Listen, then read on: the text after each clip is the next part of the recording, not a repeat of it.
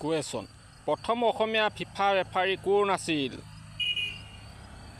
Answer Babul বামিজ। Question গুৱাহাটীত প্ৰথম এদিনীয়া আন্তৰ্জাতিক ক্ৰিকেট খেল কাৰ কাৰ মাজত অনুষ্ঠিত হৈছিল? এনচাৰ ভাৰত আৰু ৱেষ্ট ইণ্ডিজৰ মাজত। কুৱেশ্যন লোকপ্ৰিয় বৰদলৈ ট্ৰফী ফুটবল অসমত কেতিয়া আৰম্ভ হৈছিল?